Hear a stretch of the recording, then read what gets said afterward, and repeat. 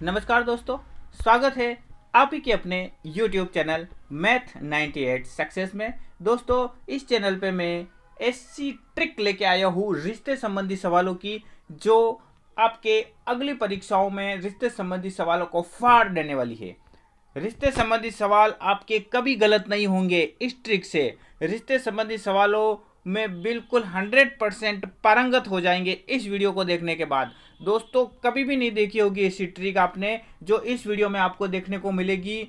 आपने अगर इस वीडियो में बताई गई ट्रिक को आजमा लिया और इस ट्रिक से आपने रिश्ते संबंधी सवालों के अभ्यास कर लिए, तो आप निश्चित रूप से सवालों को कभी भी गलत नहीं करेंगे और 100% सही करके आओगे। तो दोस्तों, क्या है ट्रिक, इस वीडियो में आप देखने वाले हैं। चैनल पे नए हो तो प्लीज़ सब्सक्राइब कर दीजिए और बेल आइकन पर क्लिक कर दीजिए, ताकि और भी कई इंटरेस्टिंग वीडियो मैथमेटिक्स से संबंधित और रीजनिंग से संबंधित आपके पास तुरंत पहुंच जाएंगे।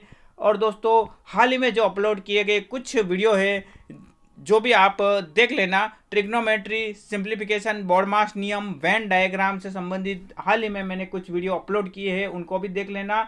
जो बहुत ही अच्छी ट्रिक से मैंने बनाए हैं, और इसमें जो आजमाई गई ट्रिक है वो ज़रूर आप आजमाना और अभ्यास ज़रूर कर लेना इससे।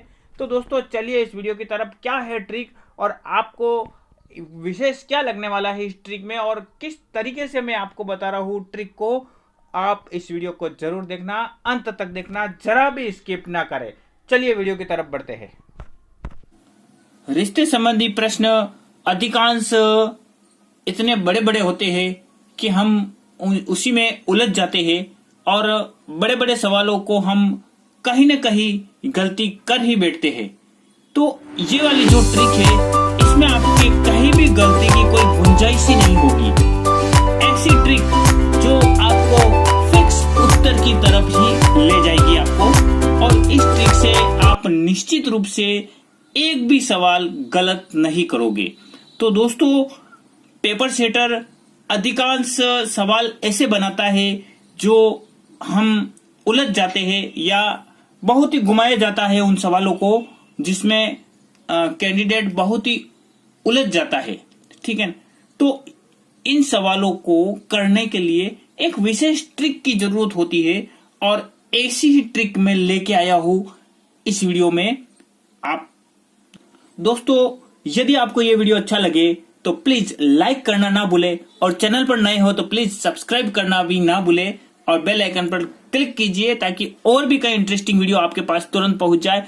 दोस्तों, ज्यादा समय नहीं लगाते हुए चलिए वीडियो की तरफ बढ़ते हैं। कौन सी वो ट्रिक है, देखिए, मैं आपको शुरुआत में इस ट्रिक के बारे में बता रहा हूं कि हम सवालों को किस तरीके से करेंगे।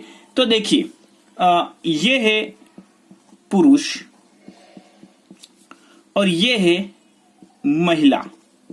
ठीक है, अब इसमें रिश्ते संबंधी सवालों में अलग अलग तरह की जनरेशन होती है। ठीक है, जैसे दादा फर्स्ट जनरेशन, ठीक है, फिर जो समानांतर जो जनरेशन चलती है वो, फिर बेटे बेटियों की, फिर पोते पोतियों की, इस तरह से 3, 4 या 5 जनरेशन रिश्ते संबंधी सवालों में आती है। तो इन जनरेशन के माध्यम से हम सवालों को किस तरीके से करें ताकि बिल्कुल कंफ्यूज नहीं होवे, तो उसमें केवल 2 ही जेंडर के बारे में बताया जाता है, पुरुष और महिला। ठीक है, तो पुरुष और महिला को हम किस तरीके से इंडिकेट करेंगे, ठीक है ना, तो ये हमें देखना जरूरी है, क्योंकि रिश्ते समानांतर जो रिश्ते होते हैं, भाई बहन के भी रिश्ते होते हैं और पति पत्नी के भी रिश्ते होते हैं, समानांतर रिश्ते, हम उसको किस तरीके से दर्शाएंगे, ये बहुत ही जरूरी है। तो आइए, चलिए मैं किस तरीके से दर्शाऊंगा। देखिए, यदि हम पुरुष कहेंगे, कोई पुरुष है, तो हम उसको सीधा ही एक वृत्त से दर्शा देंगे, पुरुष। ठीक है, वृत्त जहां भी बनाया हुआ है, इसका मतलब वो पुरुष है। ठीक है, फिर हम क्या करेंगे, एक त्रिभुज बना देंगे। त्रिभुज का मतलब महिला, ये महिला हो जाएगा, और ये वृत्त पुरुष, हम इस तरह से दर्शाएंगे। अब देखिए, अब आगे क्या करेंगे हम, यदि हमने इसके नीचे से लाइन खींची, ठीक है, नीचे से लाइन खींची और यहां पे हमने एक गोला और बना दिया, मतलब ये है कि यहां ये जो पुरुष है, इस पुरुष का ये वाला एक पुत्र हो गया, इस पुरुष का ये पुत्र हो गया, मतलब इस तरह से मैंने लाइन से दर्शाया, तो ये क्या हो गया, पुरुष हो गया, ठीक है। और यहां देखिए, इस त्रिभुज के नीचे मैंने इस तरीके से ये गोला कर दिया, तो मतलब क्या हुआ, इस महिला का ये पुत्र है, ठीक है। अब आगे देखिए, अब मैंने क्या किया, ये एक त्रिभुज बनाया, इस त्रिभुज के नीचे एक और त्रिभुज बना दिया मैंने इस तरीके से, मतलब इस महिला की ये पुत्री है, मतलब नीचे की तरफ बनाया तो पुत्री। अब देखिए, अब ऊपर की तरफ बना देता हूं मैं, ऊपर की तरफ मैंने बनाया त्रिभुज ही बना दिया, ये त्रिभुज बना दिया, मतलब ये जो महिला है इसकी ये क्या है, माँ है। हमने इस तरीके से ऊपर की तरफ बनाया, मतलब इसका मतलब ये माँ है, ठीक है। अगर मान लो मैंने इसको यहां पे मैंने ये कर दिया, ऐसा कर दिया, ठीक है ना, यहां पे ऐसा कर दिया, तो मतलब इस पुरुष की ये क्या है, माँ है, ठीक है। तो इस महिला की ये माँ है, इस पुरुष की ये माँ है, इसका मतलब हम क्या कहेंगे कि ये दोनों आपस में क्या है, ये भाई बहन है, ठीक है ना। अब एक बात एक और है, यदि ये पुरुष और ये महिला को मैंने इस तरीके से इंडिकेट किया, इसका मतलब ये दोनों पति पत्नी है, ठीक है। अब मैंने इस पुरुष को और इस महिला को तीर के निशान से इस तरह से इंडिकेट कर दिया, तो इसका मतलब ये दोनों क्या है, भाई बहन है, ठीक है, तीर का निशान से, ठीक है। इसका ये भाई है और इसकी ये बहन है, इस तरीके से, ठीक है। तो ये जो तरीका है, इस तरीके से यदि हम बड़े से बड़ा सवाल अगर किसी भी तरीके से घुमाया होगा अगर हम करेंगे, तो वो सवाल 100% बिल्कुल सही होगा। हम सवालों को करते हैं, आइए चलिए, ये एक सवाल है जिसमें काफी घुमाया हुआ है। देखिए, एक महिला एक लड़के के साथ कहीं जा रही थी, रास्ते में उसको एक आदमी मिला जिसने उस महिला से पूछा, यह लड़का तुम्हारा कौन है? तो उत्तर में महिला ने कहा, मेरे मामा तथा इसके मामा के मामा परस्पर भाई है। तो उस महिला का लड़के के साथ क्या संबंध था? तो ये कुछ ऑप्शन दे रखे हैं, चाची और भतीजा, पति और पत्नी, माँ और पुत्र, और भाभी और देवर। तो इस तरीके का ये सवाल है। चलिए हम करते हैं इस सवाल को। चलिए, तो इसमें देखो, ये कुछ ऑप्शन है मैंने सामने रख दिए है। अब यहां पे देखिए, ये महिला और ये जो पुरुष है वो उसके साथ वाला, ठीक है। अब सवाल में क्या कहा गया है कि इसके मामा के मामा परस्पर भाई भाई, मतलब इसके जो मामा है वो इसके मामा के मामा दोनों ही भाई भाई है। तो यहां हम करेंगे, देखिए इसके मामा कौन है, तो इसकी जो माँ है ये दोनों भाई बहन हो गए। तो इसकी माँ है उसका भाई, तो इसके मामा हो गए, ठीक है। अब यहां पे हम देखते हैं, देखिए मैंने जो ट्रिक लगाई है उसी ट्रिक से मैं कर रहा हूं ये सवाल, और आप देखोगे आगे किस तरह से उत्तर फटाफट मिल रहे हैं। यहां पे देखिए, इसके मामा के मामा, मतलब इसके तो केवल मामा के बारे में कहा गया, लेकिन इसके मामा के मामा, इसका मामा मतलब ये जो महिला है और ये इसका मामा ये हो गया। अब इसका मामा कौन हुआ? ये महिला, और इस महिला का ये भाई, ठीक है। इसके मामा ये हो गए, और इसके मामा कौन हुए? ये, ठीक है। अब ये जो है और ये जो है ये दोनों परस्पर भाई है। तो मैंने इस तरह से तीर का निशान लगा दिया दोनों में, ये दोनों भाई भाई है, ठीक है ना। उस सवाल में लिखा हुआ है, देखिए, मेरे मामा तथा इसके मामा के मामा परस्पर भाई है, तो दोनों ही भाई है, बिल्कुल कोई कंफ्यूजन वाली बात नहीं है, ये दोनों ही भाई है, ठीक है। ये दोनों बहन है, ठीक है, और ये दोनों भी भाई बहन है, और ये दोनों भाई भाई हो गए, और ये दोनों भी भाई बहन हो गए। मतलब ये जो है पूरा ही भाई बहन वाला हो गया है भाग, ठीक है ना। तो हो सकता है 4 भी हो, 3 भी हो, 2 भी हो, ठीक है। तो ये जो महिला है इसका ये भाई है, और इसका ये भाई है, और इसकी ये बहन है। इस तरह से हो गया। देखिए, इसके मामा के मामा, ठीक है ना। तो ये वाली पूरी जनरेशन सेम हो गई है, ठीक है ना, और आपस में ही सब भाई बहन है, ठीक है ना। अब देखिए, अब सवाल में क्या कहा गया है कि इन दोनों के बीच संबंध क्या है। तो इसकी जो ये माँ है, ठीक है, इसकी माँ और इसकी ये माँ, ठीक है।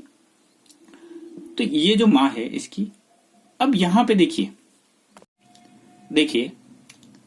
इस महिला का पुत्र ये हुआ, ठीक है, और ये दोनों भाई बहन है।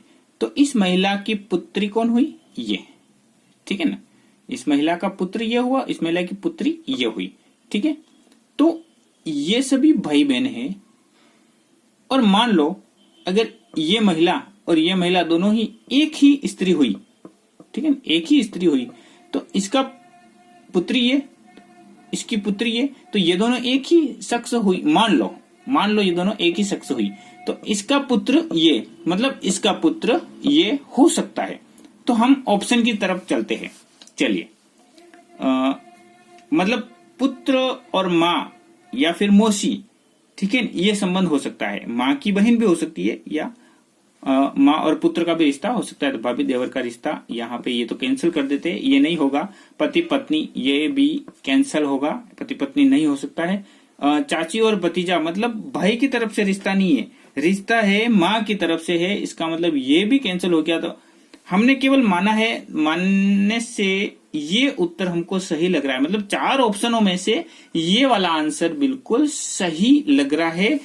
आप भी इसको अच्छी तरह से अभ्यास करके आप देख सकते हो कि ये पूरी एक ही जनरेशन हो गई है, और इसकी ये माँ है। तो ये दोनों अगर बहनें ही माने, और या फिर बहनें नहीं तो एक ही माने, तो भी इसकी ये पुत्री, इसकी ये पुत्री का ये पुत्र, ठीक है ना। तो इन दोनों के बीच क्या संबंध है? पुत्र और माँ का। तो इस प्रकार से ये उत्तर सही बैठ रहा है, ठीक है। चलिए अगला और जबरदस्त सवाल। एक परिवार में 6 सदस्य हैं, ए, बी, सी, डी, ई व एफ। एफ की बहन सी है, ई के पति का भाई ए है, ए का पिता डी तथा दादा एफ है। इस समूह में 2 पिता, 3 भाई तथा 1 माँ है। बताओ ई तथा डी में क्या संबंध है। इस प्रकार का ये सवाल है। तो हम सबसे पहले क्या करेंगे, देखिए आइए। मतलब 6 सदस्य है इस परिवार में, ठीक है ना। और पहले क्या दे रखा है, एफ की बहन सी है। तो यहां हम देखते हैं एफ की बहन है सी,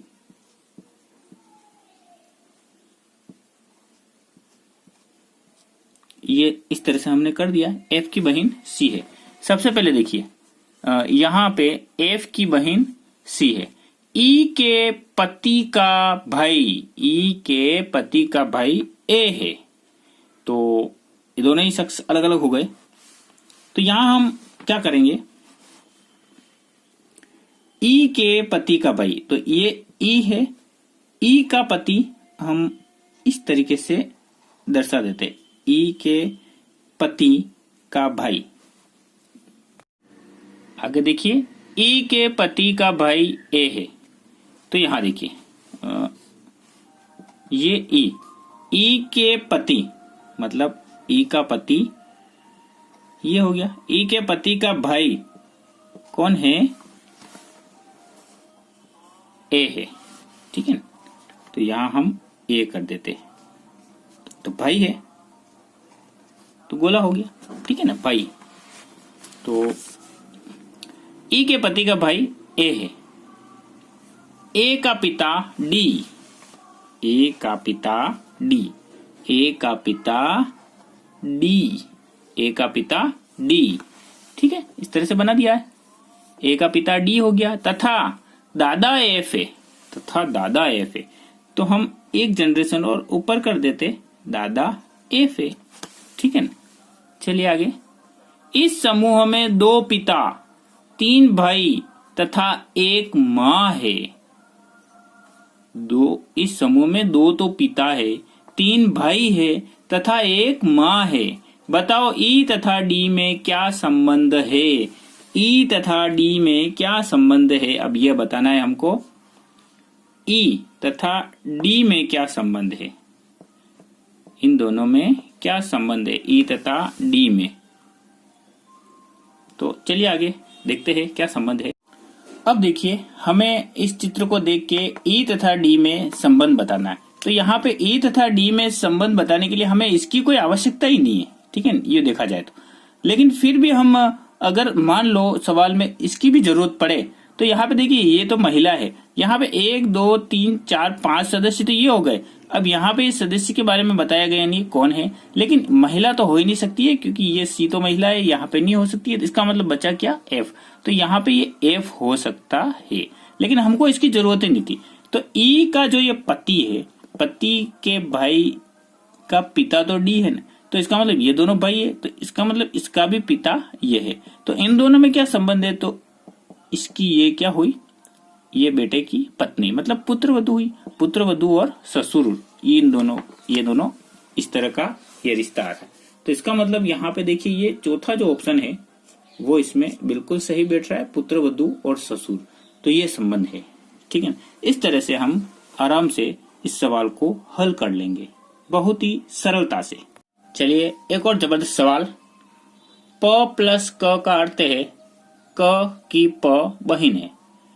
प इंटू क का अर्थ है क का प भाई है। यदि प माइनस क का अर्थ है क का प बाप है, तो निम्नलिखित में से किसका अर्थ है ब की अ बुआ है? तो ये जो लिखा हुआ है ब की अ बुआ है, ठीक है ना, ये संबंध इन ऑप्शनों में से कहां पे बैठ रहा है सही, ये हमें बताना है उस ऊपर वाले को देख के। तो ब की अ बुआ है, तो ये वाला हम बना देते एक बार। ये देखिए ब अ बुआ है, मतलब